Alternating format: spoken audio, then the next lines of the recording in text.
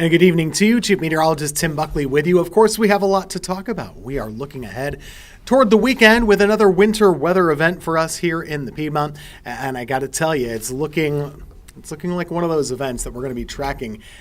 Only snowfall. The only questions are, how much snow do you get? Who gets more? Who gets less? I do think there will be some that win and others that kind of lose. So it really is going to matter where some heavier bands set up and where some drier bands set up. Either way, a good chance of snow for pretty much the whole area. We don't get that all that often, so you bet we're going to talk all about it. Thanks for being here, and let's get right to it. You know, this is a rare event looking all across North Carolina, all across the state. We have winter storm watches for basically everybody. Well, isn't that exciting? We got a winter storm warning for the North Carolina mountains, winter storm watch for all of North Carolina, all of South Carolina, most of Southern Virginia as well. In fact, kind of sticks out in a funny way when you look at it on the wide map, but that's the footprint of this impending snow event. Now, doesn't mean the weather's going to be the same in all those places. That's not the case. But we are going to see impacts pretty much everywhere on that map. So what are we expecting? By and large, we got this weather impact alert here. With good reason, I think Saturday might be a difficult day to get around the area, and probably one where you should plan on not doing that. I'm not going to tell you what to do, but that does seem like something of a smart choice to me, to kind of hang out at home on your Saturday. Significant snow, which is not just a baby amount, 1-2 inches here or there. You know, we really could see about 3 to 6 inches out of this thing, and that's something you'll want to take pretty seriously as well. So going ahead, let's take a look at the main points that I have out here for you. The start time, this could be starting right about 24 hours from now. So basically by about 11 o'clock tomorrow night, we could start to see some snow popping up on the radar. Now, it might not be reaching the ground yet. A lot of times that takes a while for that to happen. But I do think late tomorrow night into early Saturday morning is when this thing starts to crank up.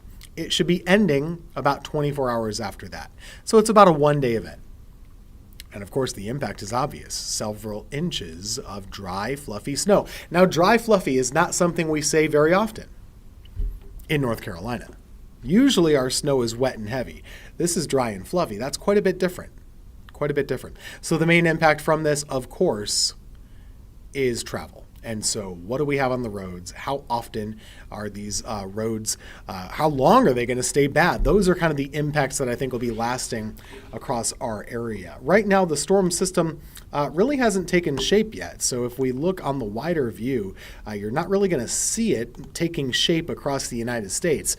Right now, it's still pretty clear up and down the East Coast. We're really going to be watching for energy dropping south from Canada and kind of pivoting into our area.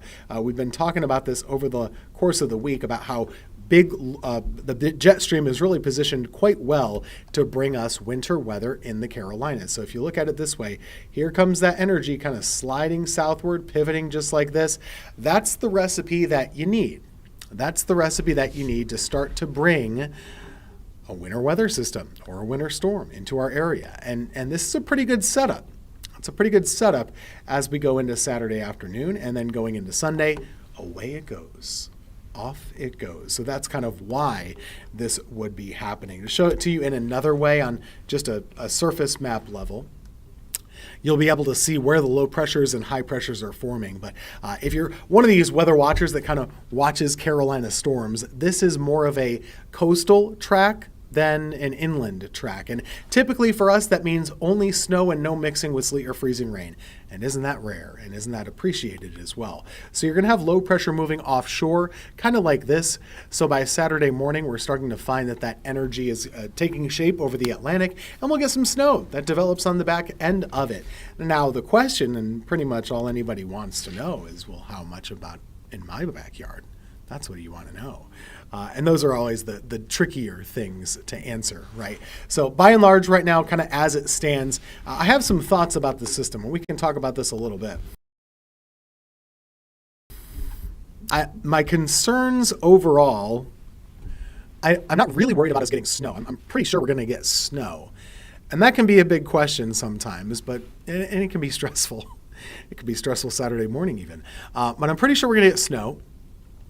I do have a couple concerns with the amount of moisture. As we talked throughout the week, it was never a concern of whether or not you would have cold air. We have the cold air. It was a concern of would you have the moisture or not. And as it became clear we would have moisture, now it's a question of about how much.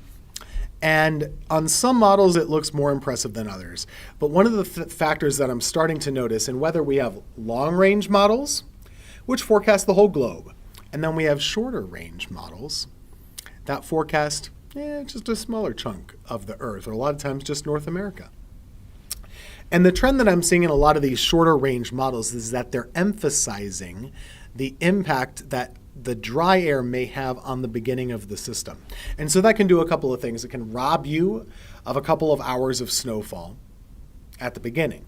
So let's say, okay, we're expecting this to start around midnight, early Saturday morning. Well, if the dry air is too strong, it might not start until 7. Maybe not until 10. Those kind of things, when you're eating away hours, that can rob you of some moisture. On the flip side of that, you could also see how that dry air kind of sets up some drier slots. And when we talk about a dry slot, that's basically you're in the middle of a storm and it's going okay, but there's an area that develops that stops having precipitation. And that's something that could happen for some folks. So when I put this map together here, I just want to explain kind of why I'm doing this, but I do think that there are some dry slots that could develop, and at the same time, some heavier bands. So you could have some banding features. Sometimes think about like a tropical storm or a hurricane. You can get these heavier bands that kind of work through. They dump a lot of rain and then it stops for a bit and then they dump some more rain. This is kind of going to be a little bit like that. And so when you get these heavier bursts, you'll add up the snow pretty nice. And then when it stops, you might linger dry for a little while. Kind of an on again, off again, pulsing nature. And so taking all that into account, we're never going to pinpoint exactly where these dry pockets and wet pockets are. So that's number one. That leads me to be on the lower end of models. And most of the models for us are predicting somewhere on the order of 7, 8, 9 inches of snow. I just think that's a little bit too high to start out, in my opinion. So I'm more along the line of a 3 to 6 inch forecast. Experience in this area tells me there are a lot more things that can go wrong than things that go right. Now, if things look a lot more certain tomorrow, could I up these numbers? Absolutely. Of course we could do that. Be happy to do that. But right now, that's kind of the way I see it. Now, farther to the north and to the east, I do think a dry slot might be a bit of an issue, even for our northern counties and over here as well. So let's keep that in mind. And you might just have a little bit less, maybe closer to 3 or 2 instead of 5 and 6. But hey, 3 to 6 inches is nothing to sneeze at. So let's show you this forecast map. Now, Friday afternoon, it does try and pop a couple of snow showers. And never say never, but I think it would be difficult for them to make it to the ground late on Friday. Going ahead into Saturday, the morning time. So you see kind of my concern here? If we roll this back, notice how it's a little bit pulsing. And yeah, you could be waking up Saturday morning still with no snow over a good chunk of the triad. Try not to freak out if that happens. It's going to be tough. If you're a snow lover, you might be tempted to freak out. Don't freak out. Don't freak out. It's not going to be over Saturday morning. It's not over until it's over, someone said once, Yogi. But you can see here in Raleigh on our model, it doesn't have it snowing there until 2 p.m. Nervous. But you can see kind of the random nature to this snowfall. It's like pulsing and going hit or miss a little bit. So that's just what gives me pause. It does have me a little bit concerned. In fact, if you're in Danville, Virginia, it barely snows this whole event. And this is just one model. It's going to be wrong to some degree. But that's kind of what I'm looking at behind the scenes and why I'm going on the low side rather than on the high side. I can always increase if I want to. It's very hard to take it back once we put it out there. So let's start there and we can reconvene tomorrow. The timeline is pretty basic. So let's go with that. Friday evening is when it could start, but it probably waits until Saturday morning. Saturday, it snows most of the time, and you should probably be avoiding travel, and pretty windy as well. And those winds will be about 20, 30 miles per hour. The snow will end Saturday night, and the roads will be covered. If you get snow, roads are going to be covered, unless someone plows it for you, or the wind blows it away. And then going into Sunday, go ahead and clean up. You got the driveway, the sidewalk, the patio, things like that. What you should have learned this last time, and we have to remind ourselves of this every year that we get snow or sleet or ice or whatever, the quicker you get rid of it, the better off you're going to be. Because the longer you let it wait there, once it goes into that melting and refreezing, that's when you get into trouble with it becoming a glacier. And you don't want to do that, especially considering these temperatures. We're going to have some bitter cold going into Sunday morning and Monday morning, and bad wind chills and all the like. So you want to get rid of that as fast as you're able to during the day on Sunday. Storm timeline here, mostly looking at snow being a big issue Saturday morning into Saturday afternoon and into Saturday evening. Winds gusting around. Yeah, they will be gusting around a little bit.